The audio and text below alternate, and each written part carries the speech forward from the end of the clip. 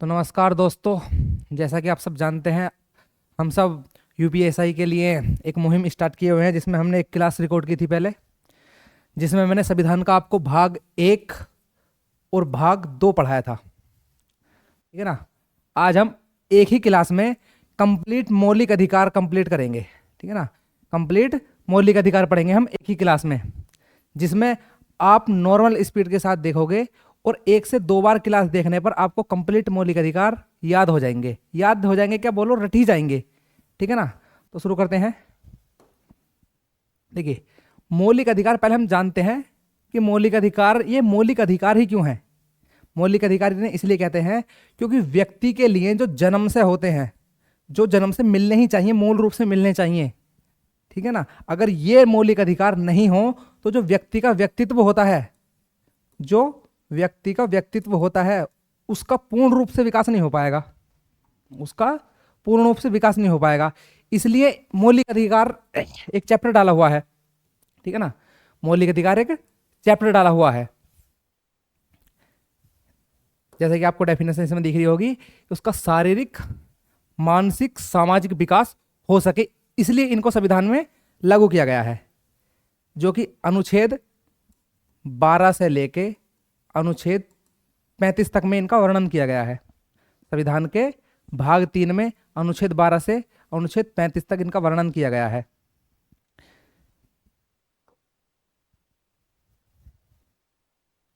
जिसमें हम देखते हैं राज्य की परिभाषा।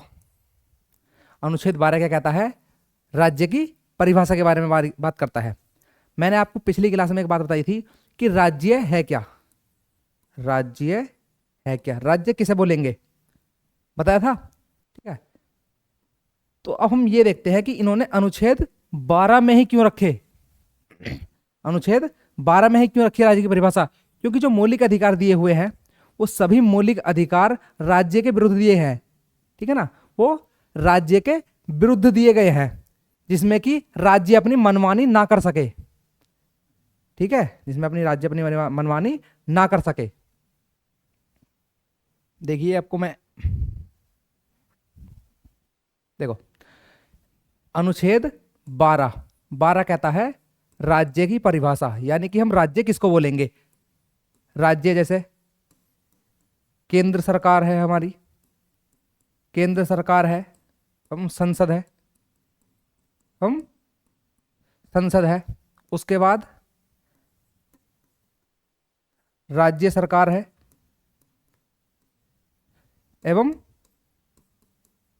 राज्य का विधानमंडल है, विधान मंडल है। ठीक है। तीसरी बात, स्थानीय सरकारें, स्थानीय सरकार। उसके बाद कुछ अन्य प्राधिकरण, कुछ अन्य प्राधिकरण, जैसे अन्य संस्थाएं होती हैं, जैसे कि एक हम एग्जाम्पल के रूप में लेते हैं एलआईसी। कहने का मतलब यह है, जहां राज्य का कुछ भी पार्टिसिपेट है, राज्य कुछ भी सहायता करता है, वो सब राज्य के अंतर्गत आएंगी। ठीक है ना। वो सब राज्य के अंतर्गत आएंगी। ठीक है। तो अनुच्छेद 12 क्या कहता है? अनुच्छेद 12 में राज्य की परिभाषा, और राज्य किसको बोलेंगे? केंद्र सरकार और संसद, राज्य सरकार और राज्य विधानमंडल। उसके बाद है स्थानीय सरकार और अन्य प्राधिकरण, जैसे एलआईसी और दूसरी संस्था हो सकती हैं, गवर्नमेंट कॉलेज हो सकते हैं। ठीक है। जैसे दिल्ली विश्वविद्यालय है वो। ये है अनुच्छेद 12 में। अनुच्छेद 12 के बाद आता है अनुच्छेद 13। अनुच्छेद 13, अनुच्छेद 13 क्या बोलता है? मैंने आपको बताया कि अनुच्छेद 12 राज्य की परिभाषा इसलिए दी गई है ताकि सरकार कोई ऐसा कानून ना बना सके। ठीक है ना। मौलिक अधिकार क्यों है? मौलिक अधिकार इसलिए है जो राज्य की सरकार के विरुद्ध रहे। यहां राज्य का मतलब जैसे यूपी, इनसे नहीं है। कभी आप इनसे समझो कि राज्य, यहां पर यूपी है, यहां राज्य का मतलब है संपूर्ण देश। ठीक है ना। यहां पर राज्य का मतलब है संपूर्ण देश। अनुच्छेद 13 क्या कहता है? अगर राज्य कोई ऐसा कानून बना भी देता है गलती से, ठीक है ना, राज्य कोई यदि ऐसा कानून बना देता है जिससे नागरिकों के मौलिक अधिकारों का हनन होता है, मान लो सरकार ने कोई ऐसा कानून बनाया जिससे कि जनता है उसके हित में काम नहीं हो रहा है, तो क्या होगा?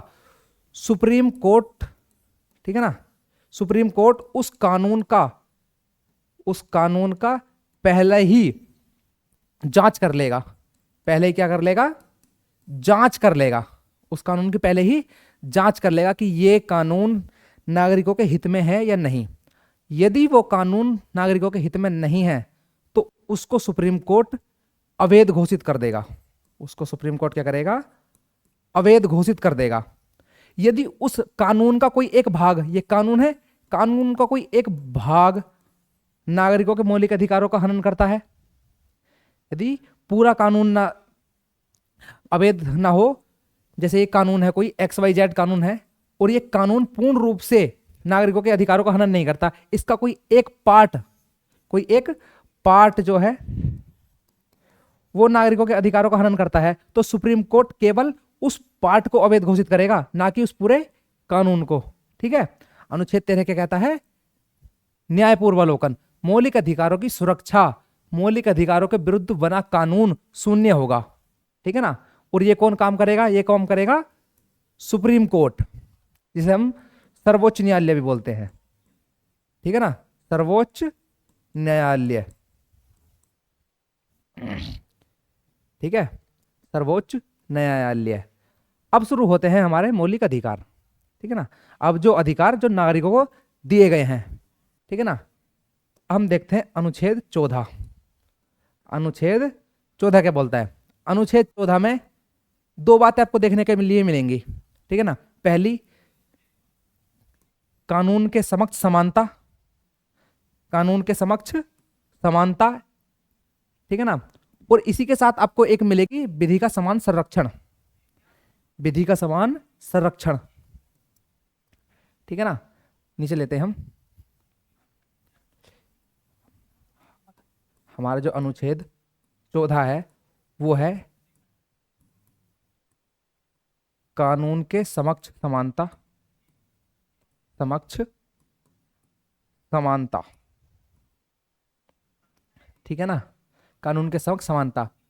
इस बात का मतलब यह है कि जो सरकार कानून बनाएगी, ठीक है ना, जो सरकार कानून बनाएगी तो उस कानून से ऊपर कोई भी नहीं है, वो कानून सर्वोपरि होगा, उस कानून से ऊपर कोई भी नहीं है।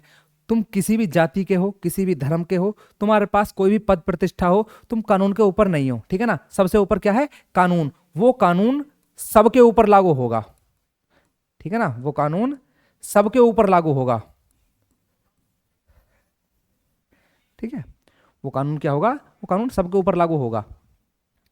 इसी में एक, अच्छा हाँ, इसमें एक बात और, यदि क्वेश्चन ज्यादा डिटेल में जाता है तो वो इसमें ये पूछ सकता है कि कानून के समक्ष समानता का जो प्रावधान है वो कहां से लिया गया है, तो वो आप नोट कर लेंगे, वो यूएसए से लिया गया है। ठीक है ना, वो कहां से लिया गया है? वो, सॉरी, यूएसए से नहीं लिया गया, वो ब्रिटेन से लिया गया है। वो मैं आपको नाम भी बता दूं, ब्रिटेन के एक विचारक थे, ब्रिटेन के एक विचारक थे डायसी, डायसी, उनके विचारों से लिया गया है। और इसी में अनुच्छेद 14 में एक और है, एक है विधि का समान संरक्षण, एक है विधि के समक्ष समानता, विधि अर्थात कानून, विधि अर्थात कानून, विधि का समान संरक्षण, विधि का समान संरक्षण। एक तो है विधि के समक्ष समानता, कि जो कानून बनाएगी राज्य सरकार, केंद्र सरकार, वो सभी लोगों के ऊपर बराबर से काम करेगा। कोई भी व्यक्ति उस कानून से ऊपर नहीं होगा, सब क्या होंगे? उस कानून के नीचे ही होंगे। ये क्या बोलता है? विधि का समान संरक्षण। ठीक है ना, एक है विधि का समान संरक्षण, ये लिया गया है यूएसए से, ये लिया गया है यूएसए से। ठीक है ना, ये कहता है कि सब लोग विधि का समान संरक्षण करेंगे, यानी कि विधि के नजर में सब लोग समान होंगे। लेकिन कभी कभी ऐसा भी हो सकता है कि परिस्थिति यदि अलग हो, मान के चलो किसी की आर्थिक परिस्थिति सही नहीं है, ठीक है, किसी की सामाजिक परिस्थिति सही नहीं है, तो यदि कानून बनाया जाए अगर अगर कानून बनाया जाएगा तो सब लोग उसके समान होंगे। लेकिन यदि किसी की आर्थिक और सामाजिक स्थिति सही नहीं है, यदि किसी की आर्थिक और सामाजिक स्थिति सही नहीं है, तब क्या होगा? उस केस में ऐसा होगा कि राज्य राज्य क्या होगा? राज्य उनके हितों के संरक्षण के लिए, यानी कि उनके हित में कानून बना सकता है जिससे कि उनका उत्थान हो जाए। ठीक है, ये कंप्लीट हो गया। अब देखते हैं हम अनुच्छेद 15। अनुच्छेद 15 क्या कहता है? अनुच्छेद 15 कहता है राज्य, मैंने आपको पहले ही बताया था, राज्य केवल, मैंने आपको पहले बताया था कि जो मौलिक अधिकार हैं वो राज्यों के विरुद्ध है। इसलिए हर बार आपको एक शब्द जरूर देखने मिलेगा, राज्य। राज्य केवल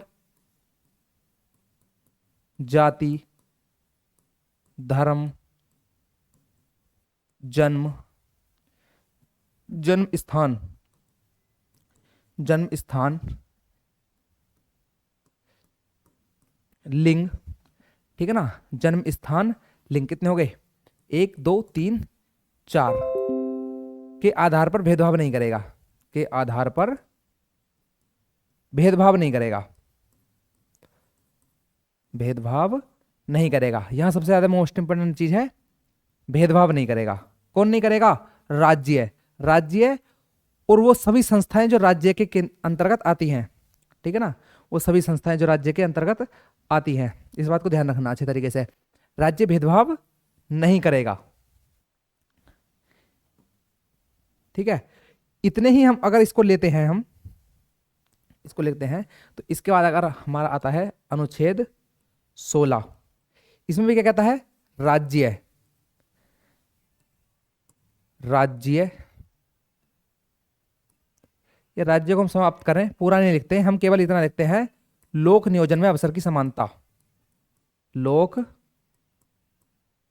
नियोजन में अवसर की समानता।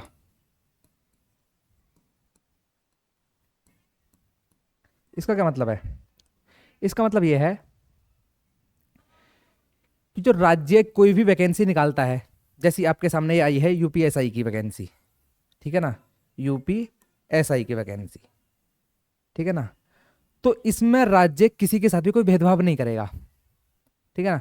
लिंग, धर्म, जन्म, जाति, इनके स्थान पर राज्य क्या करेगा? भेदभाव नहीं करेगा, न धर्म के आधार पर, न लिंग के आधार पर, ये नहीं कि कोई लड़का है लड़की है, ठीक है ना, नहीं करेगा।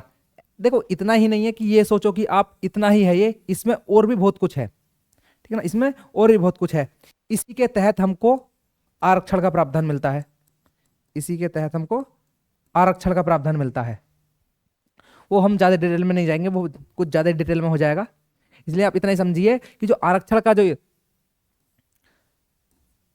प्रावधान किया हुआ है वो अनुच्छेद 16 के तहत ही किया गया है, ठीक है ना।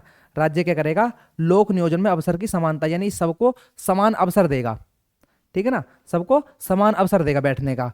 वो इस बात पर डिपेंड करता है कि आपकी तैयारी कैसी है। बैठने के बाद क्या होगा? देखिए अनुच्छेद 17,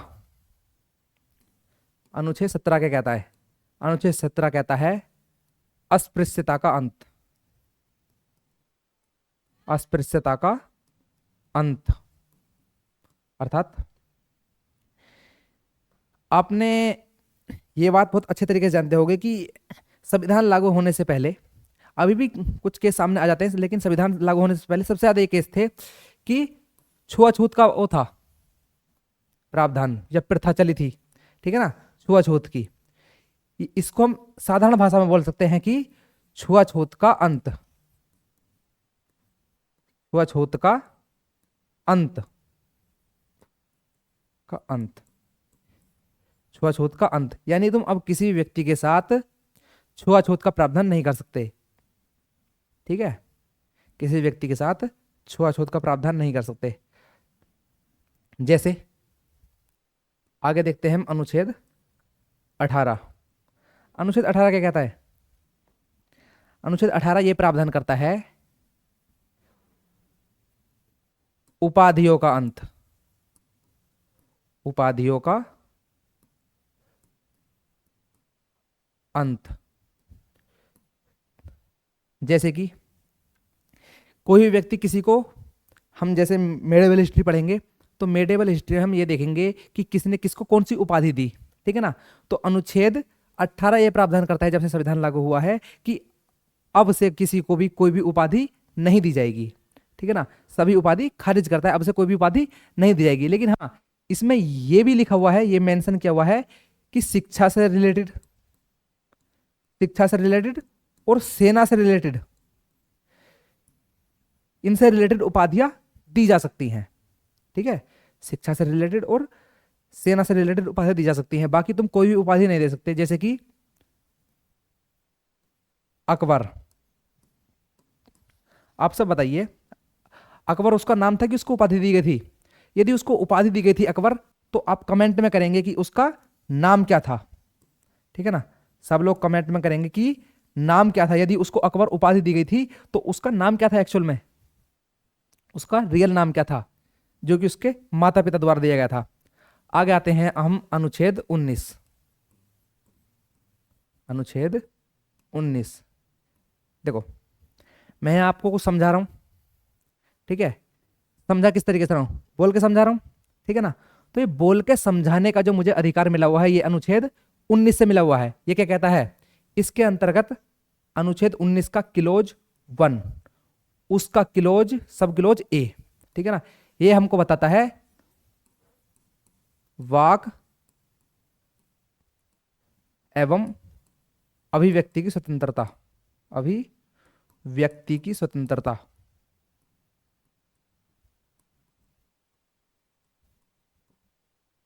अभिव्यक्ति की स्वतंत्रता यानी कि बोलने का अधिकार। किस चीज का अधिकार? बोलने का अधिकार, ठीक है। जो मैं यहां लिख रहा हूं बोर्ड पे, वो बिना बात के बेकार में नहीं लिख रहा हूं। आप इसको A4 शीट का जो पेपर आता है व्हाइट कलर का, उस पर उतार सकते हैं। जिससे क्या होगा, आपको एग्जाम से पहले 4 से 5 बार खुद से रीडिंग करने में बहुत फायदा मिलेगा।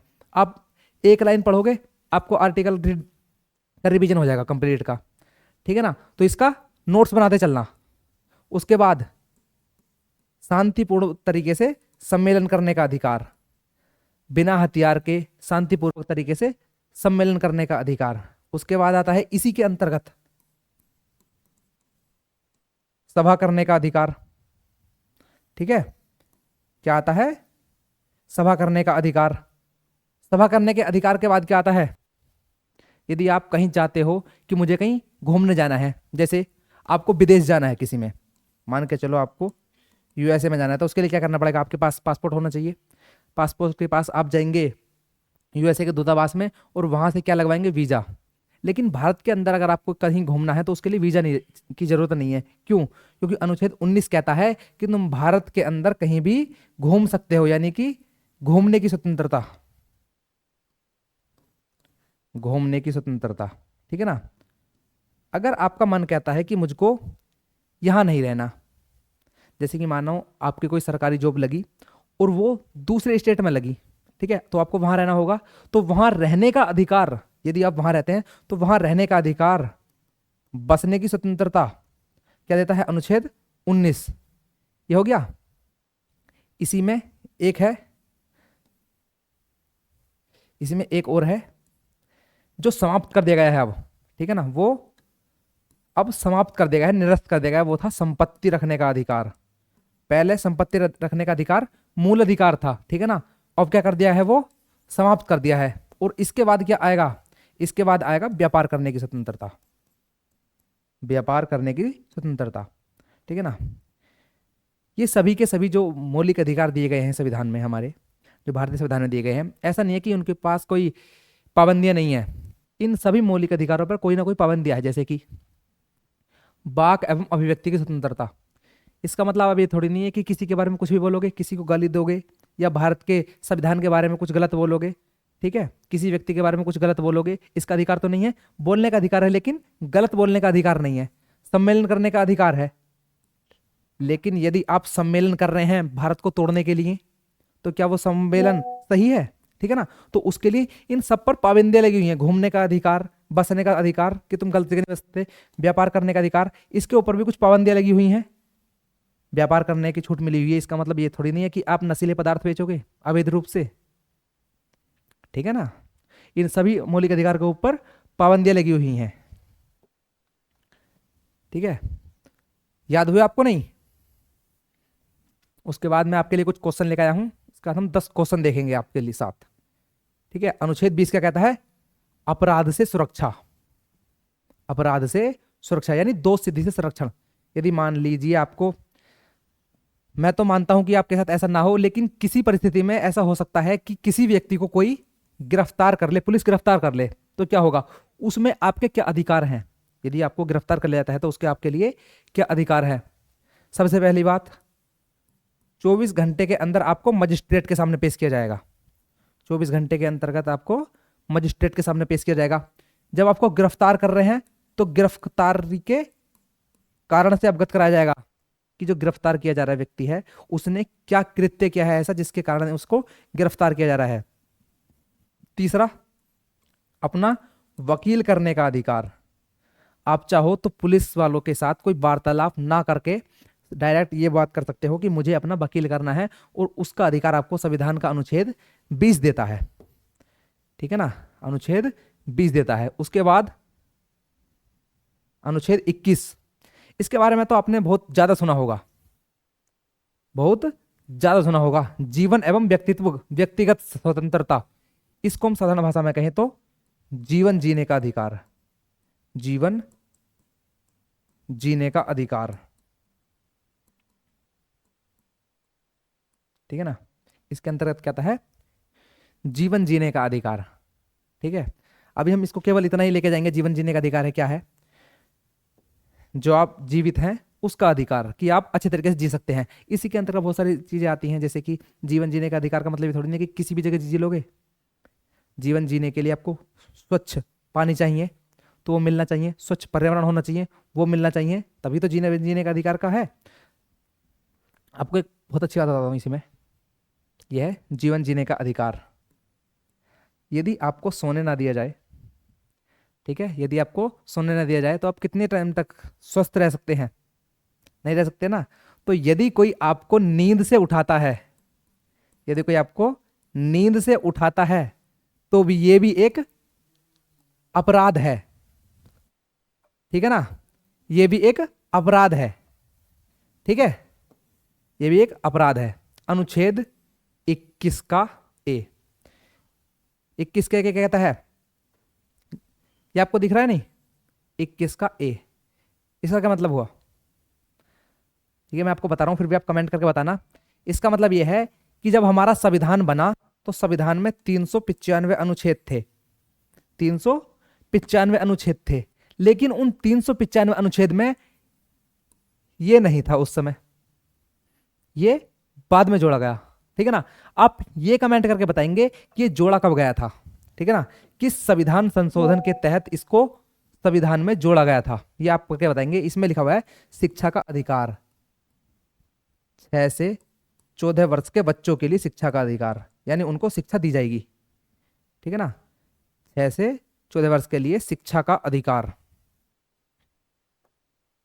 ठीक है, अनुच्छेद 22, फिर देखो यहां आया गिरफ्तारी से सुरक्षा। ठीक है ना, ये भी वही है, इसमें थोड़ा अलग प्रावधान है। ये जो आपको दिख रहा है ना, ये इसलिए डाला हुआ है कि यहां से क्वेश्चन बनने का संभावना ज्यादा है, यहां से क्वेश्चन बनने की संभावना ज्यादा है। गिरफ्तारी से सुरक्षा, दोष सिद्धि से संरक्षण। ठीक है ना, फिर आया हमारा ये शोषण के विरुद्ध अधिकार।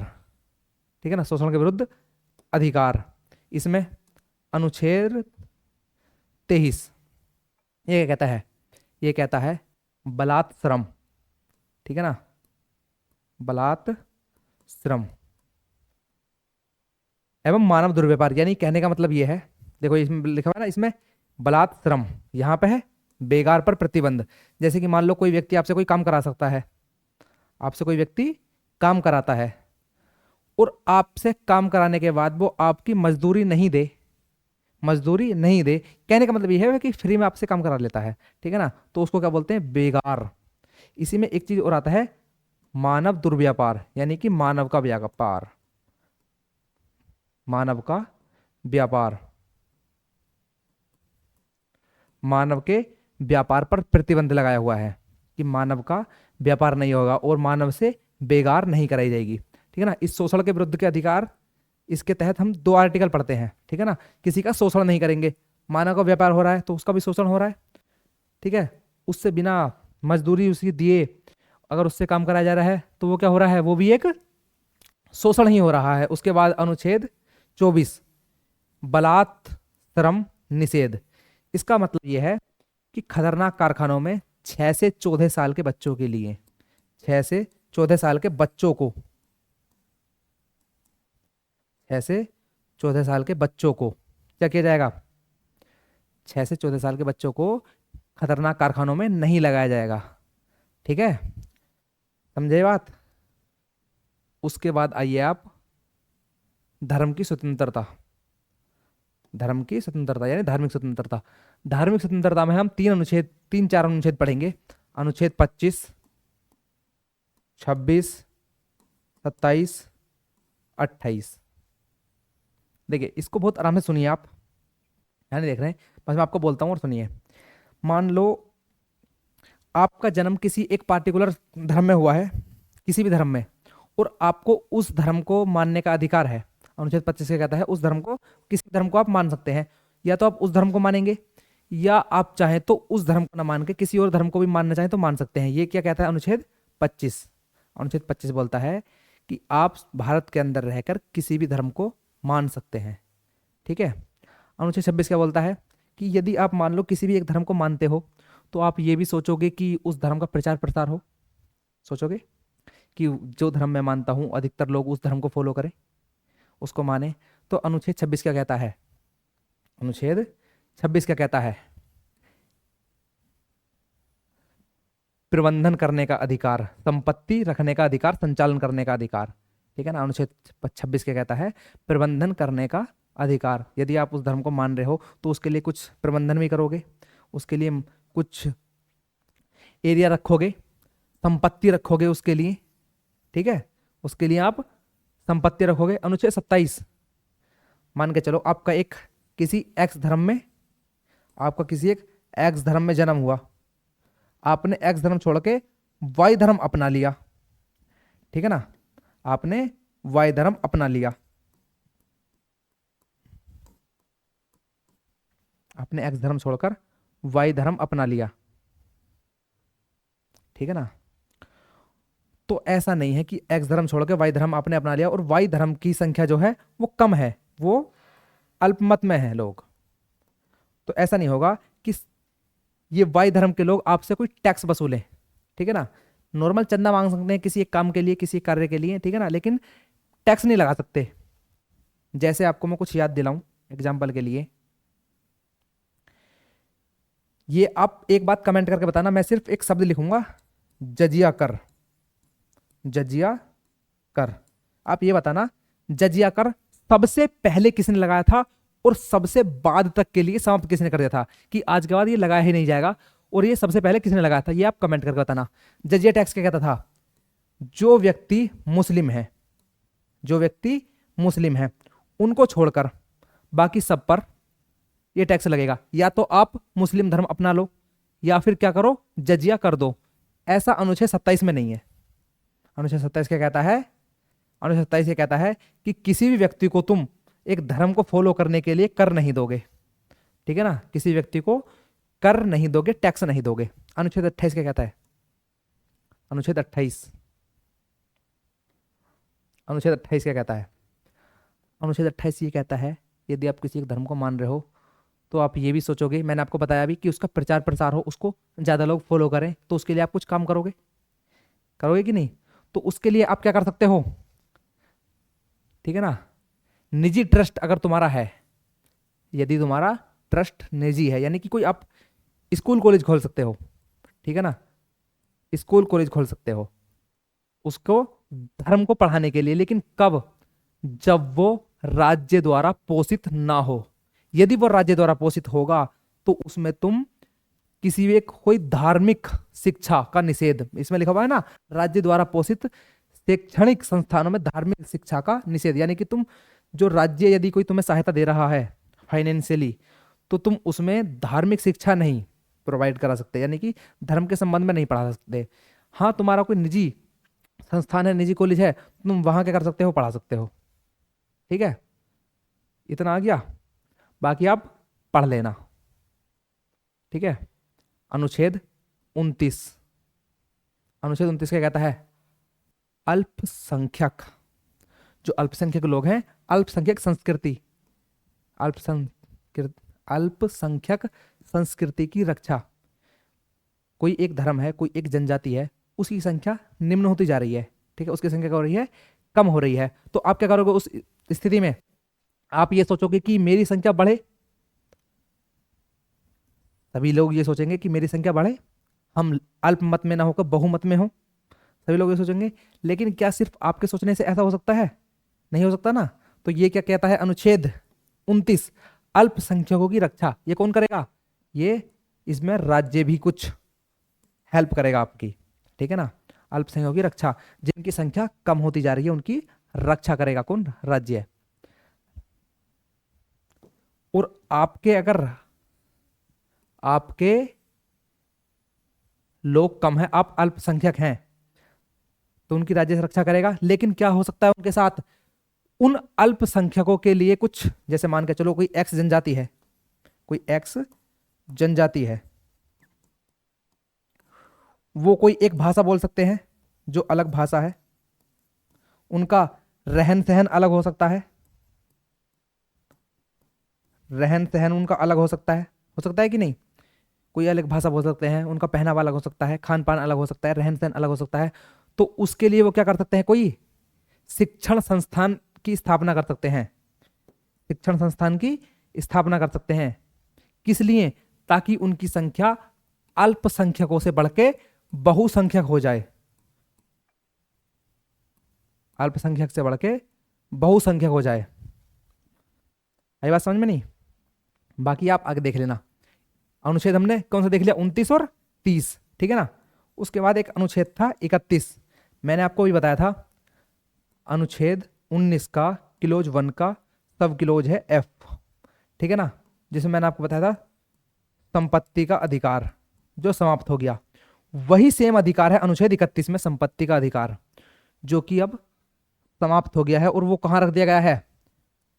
अनुच्छेद 300A में, जो एक नॉर्मल कानूनी अधिकार है, जो एक नॉर्मल कानूनी अधिकार है, वो इसमें रखा गया है,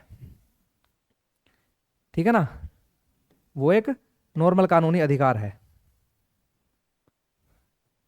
ठीक है, वो एक नॉर्मल कानूनी अधिकार है जो अनुच्छेद 31 का कर दिया गया है, समाप्त कर दिया गया है। अनुच्छेद 32, अनुच्छेद 32 क्या कहता है? संवैधानिक उपचारों का अधिकार। मैंने आपको अनुच्छेद शुरू से और आखिर तक बताए, शुरू से क्या करा, शुरू से लेके गया मैं और उसको आखिर तक बता के लेके आया, ठीक है। और यदि मान के चलो फिर भी अनुच्छेद मैंने आपको 13 पढ़ाया, 13 क्या होगा? यदि राज्य कोई ऐसा कानून बना देता है जिससे नागरिकों के मौलिक अधिकारों का हनन होता है, तो क्या होगा? सुप्रीम कोर्ट, ठीक है ना, सर्वोच्च न्यायालय,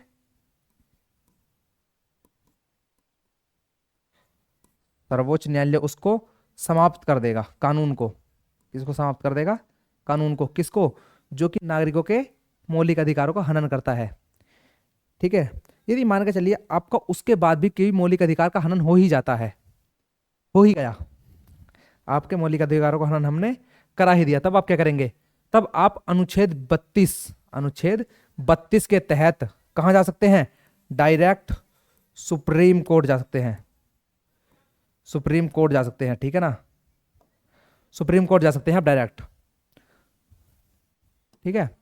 आप कहां जा सकते हैं? सुप्रीम कोर्ट जा सकते हैं कि जनाब मेरे मौलिक अधिकारों का हनन हुआ है।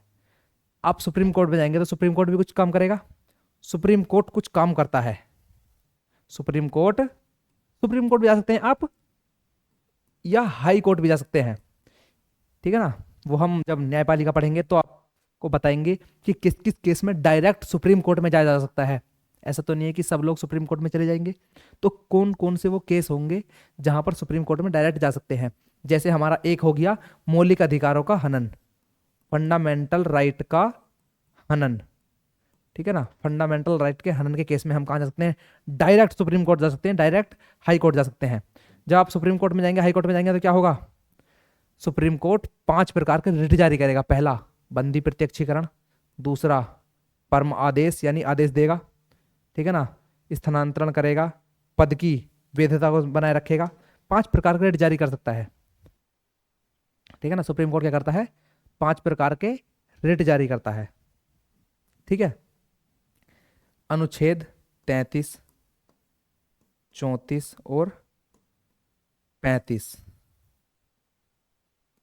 अनुच्छेद 33, 34 और 35, इनके बारे में आप कुछ कुछ जानकारी कमेंट में देंगे। इनको मैं नेक्स्ट वीडियो में डिस्कस करूंगा, ठीक है ना।